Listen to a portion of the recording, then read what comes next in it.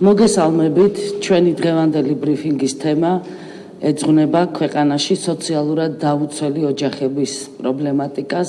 ჩვენ არაერთგზის გვისაუბრია ამ თემაზე, ვინაიდან არის ძალიან დიდი გაჭირვება ჩვენს ქვეყანაში ამ კუთხით, ვინაიდან ასობით ოჯახს არ აქვს საშუალება არჩინოს მისი შვილი, ვინაიდან ასობით ოჯახს სრულიად დაუსაბუთებლად ჩამოართვეს სოციალური დახმარება, ვინაიდან არის სოციალური და ეკონომიკური კრიზისი ქვეყანაში, ვინაიდან ჩვენ ვართ ხალხის პარტია, ვინაიდან ჩვენ გვტკივა ყველაფერი ის, რაც ჩვენ ხალხს და ჩვენც ვართ ამ ხალხის ნაწილი, არაფრით განსხვავებული არა ვართ მათგან, ჩვენ გადავწყვიტეთ, რომ პრიორიტეტული ჩვენთვის იყოს სწორედ ეს მიმართულება, სოციალურად დაუცველი ოჯახების თემატიკა.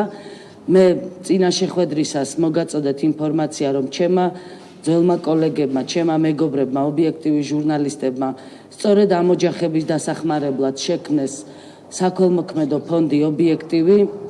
დღეს ჩვენ საშუალება გვექნება მოусმინოთ ფონდის ობიექტივი წარმომადგენლებს, რომლებიც კონკრეტულ მონაცემებს გაგიზიარებენ, რა დახმარება გაწიეს ამ ხნის მანძილზე, მაგრამ მე როგორც პარლამენტის თავმჯდომარის მოადგილემ, როგორც პარლამენტის წევრმა, როგორც ამ ქვეყნის რიგითმა მოქალაქემ, მინდა გითხრათ, რომ ძალიან მძიმე ვითარება ქვეყანაში სოციალურად დაუცველი ოჯახების კუთხით. ყოველდღიურად ჩვენ უფრო და უფრო მეტი განცხადება მოგვდის, მაგალითად ამ დროისთვის ჩემს სახელზე პარლამენტში შემოსულია 204 განცხადება.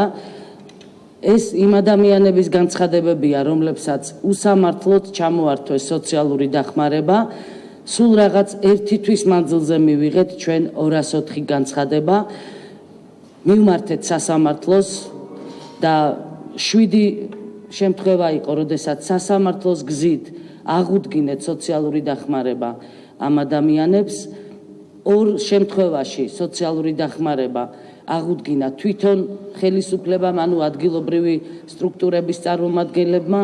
6 საქმე ეხლა განხილვაშია და მე ძალიან დიდი იმედი მაქვს, რომ ამ 6 საქმესთან დაკავშირებითაც სამართლიანი გადაწყვეტილება იქნება მიღებული და აღუდგებათ ამ ოჯახებს სოციალური დახმარება.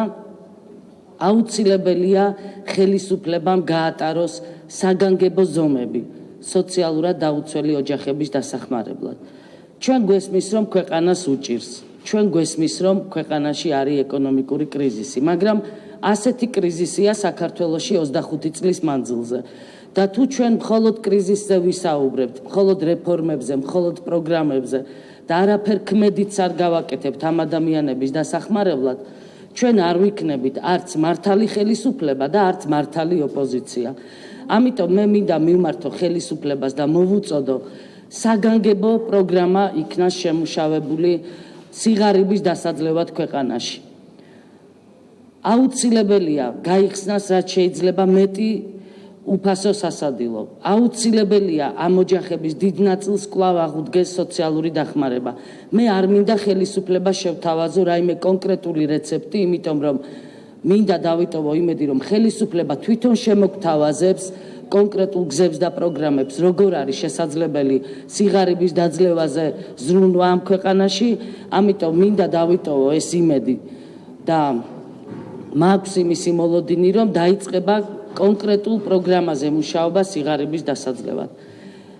ბევრ თემაზე მსჯელობს პარლამენტი, კიდევ ერთხელ ვამბობ, უამრავი თემა არის, უამრავი კანონპროექტია, რომელიც განსახილველად შემოდის პლენარულ სხდომებზე, საკომიტეტო მოსმენებზე არის დიდი უნებათა ღელვა, მაგრამ ნუ დაგვავიწყდება, რომ ამ კანონების არსი, ამ კანონების ღერძი, ამ კანონების ფუნდამენტი არის ადამიანი. და როდესაც ჩვენ საზოგადოებას უჭირს და მინდა მიაქციოთ ყურადღება რას. იყო დრო, როდესაც ადამიანები ხმამაღლა არ ლაპარაკობდნენ იმაზე, რომ მათ შეათ. ხელისუფლებას მინდა მოვუწოდო მიაქციოს ყურადღება ამ ადამიანებს, რომლებიც უკვე ღიად სატელევიზიო სიუჟეტებიდან ეუბნებიან ხელისუფლებას, რომ მათ შეათ. და ვფიქრობ, ამ ვითარებაში კიდევ ერთხელ უსვამ ხაზს, აუცილებელია სიღარიბის დაძლევის საგანგებო პროგრამის შემუშავება და ჩვენი ფრაქცია მზად არის ჩაერთოს ამ პროგრამის შემუშავებაში. მე მინდა ჩემს კოლეგას ობიექტივის ფონდის დამფუძნებელს ბატონ ბონდომ ძინარაშვილს გადავწე სიტყვა, რომელიც კონკრეტულ მონაცემებს გაგვიზიარებს ამ ფონდის მუშაობის პირველ შედეგებთან დაკავშირებით და შემდეგ ერთ მოწოდებას გავავრცელებ საქართველოს პარლამენტის წევრებისადმი. მოგესალმებით. ობიექტივის მაყურებელმა და მსმენელმა ძალიან კარგად იცის, რომ ობიექტივი არ არის ჩვეულებრივი მაუწყებლობა, ჩვენ არა ვართ სხვისი წუხარების თუ სიხარულის სხვა ადამიანებამდე მიტანის საშუალება მხოლოდ. ობიექტივისთვის ყოველთვის მნიშვნელოვანი იყო იმ ადამიანების პრობლემების მოგვარება, რომელთა შესახებაც ჩვენს სიუჟეტებსა თუ გადაცემებში ვსაუბრობთ.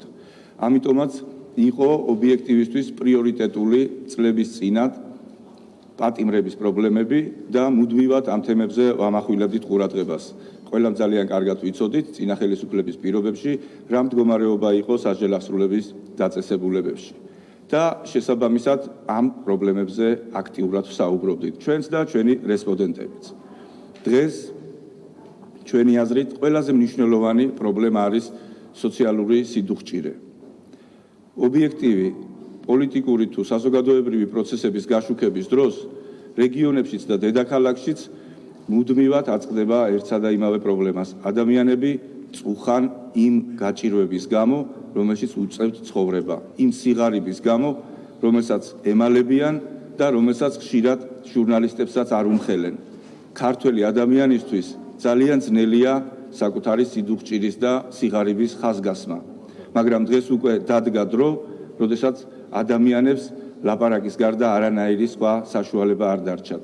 ხოლო ჩვენ მასობრივი ინფორმაციის საშუალებები ვალდებული ვართ მივაწოდოთ ამ ხალხის ხმა, მივაწვდინოთ ჩვენს ხელისუფლებას. მე ვეთანხმები ქალბატონ ირმას, ჩვენ მზა რეცეპტებს არ ვთავაზობთ ხელისუფლებას და შესაბამისად რაკი ჩვენ ვხედავთ, რომ ხელისუფლების მხრიდან არ არის ამ მხრივ აქტიურობა, ისინი ან პრიორიტეტულად არ თვლიან ამ თემას, ან არა და არ შეუძლიათ ამის მოგვარება, ჩვენ მოუწოდეთ ჩვენს მოსახლეობას და ვთხოვეთ, რომ შემოერთებოდნენ ჩვენს ინიციატივას. ამიტომაც ჩვენ შევქმნით ფონდი ობიექტივის ჟურნალისტებმა და ამ ფონდმა უკვე ბევრი გამოხმაურება მიიღო.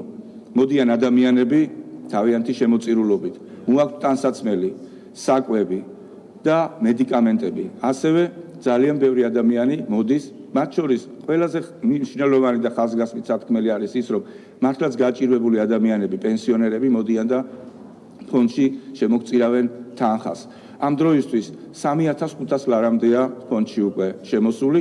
ფონდი რამდენიმე დღეა რაც არსებობს, მაგრამ მე მინდა ჩვენს მაყურებელს და მსმენელს, ჩვენს სოციალურად გაჭირვებულ თანამოძმეებს, თანამოქალაქეებს უთხრა, ჩვენ არ ვარიგებთ ფულს.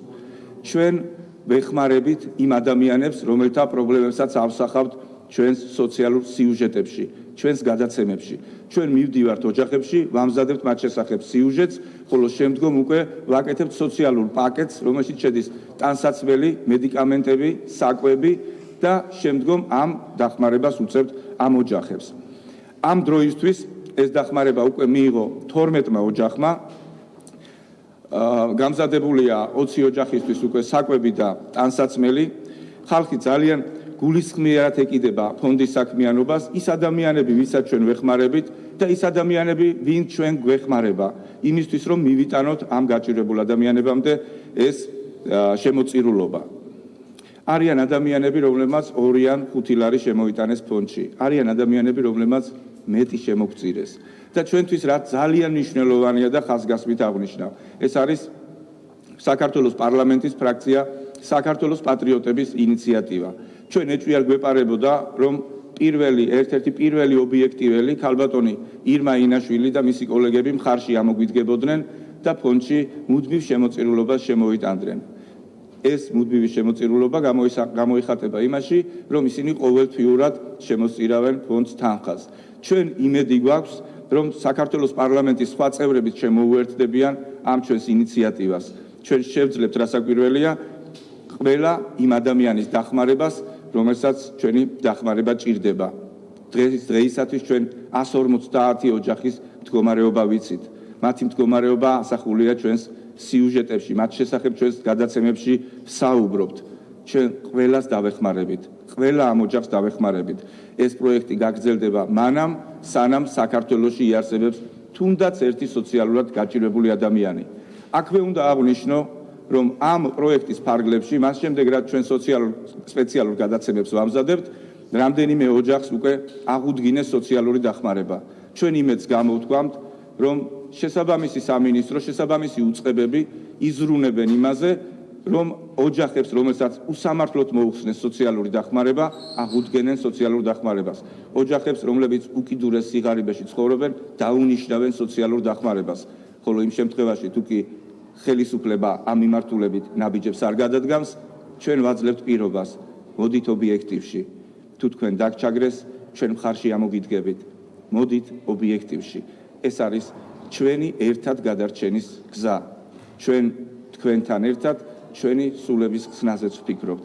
ამიტომ ჩვენ ერთად შევძლებთ ძალიან ბევრი პრობლემის მოგვარებას. უპირველესი კი სწორედ სიღარიბის დაძლევაა. დიდი მადლობა.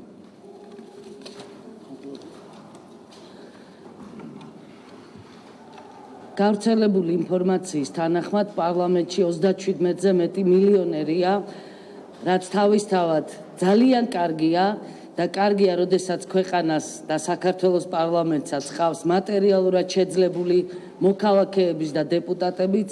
ამიტომ მე მინდა პირველ რიგში მივმართო ჩემს კოლეგებს, პარლამენტის წევრებს, რომლებსაც აქვთ შესაძლებლობა იმისა, რომ შემოუერთდნენ ამ ფონდს.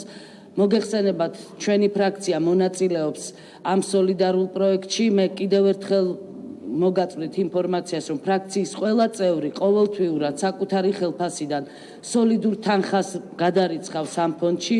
მე ჩემი ხელფასიდან 1500 ლარს ყოველთვიურად შევწირავ ამ ფონდს და დიდი იმედი მაქვს, რომ პარლამენტის წევრები გამოეხმაურებიან ამ ინიციატივას და გახდებიან ობიექტივის ფონდის შემომწირველები, იმიტომ რომ ჩვენი მიზანი არის დავეხმაროთ უკიდურესად გაჭირვებულ ადამიანებს.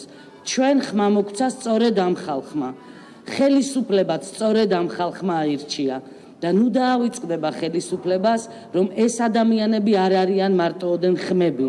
ეს ადამიანები არიან ამ ქვეყნის მოქალაქეები და ისინი დღეს საჭიროებენ დახმარებას. ამიტომ, როდესაც ესა თუ ის სამინისტრო ერთ მანქანაში იხდის 50,000, ყოველთვის უნდა ახსოვდეს ამ მინისტრს, პრემიერ-მინისტრს, მთლიანად მთავრობას, რომ ამ 50,000-ით შესაძლებელია 50 ოჯახს მთელი წლის მანძილზე მივცეთ სოციალური დახმარების თანასწორი დახმარება, რითიც ჩვენ ამ ადამიანებს ფიზიკურად გადავარჩენთ და დღეს სწორედ საუბარი მიდის იმაზე, რომ ჩვენი თანამოქალაქეები ფიზიკურად არიან გადასარჩენი. ძალიან დიდი მადლობა მედიას, რომელიც ესე აქტიურად აშუქებს ამ სოლიდარული პროექტის საქმიანობას. მადლობთ.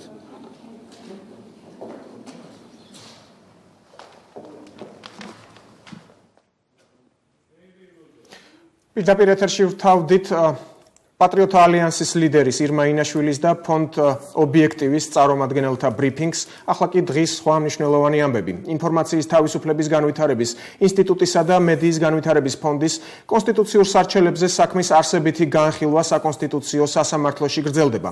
დღეს პერსონალურ მონაცემთან დაცვის ინსპექტორის აპარატის წარმომადგენლებს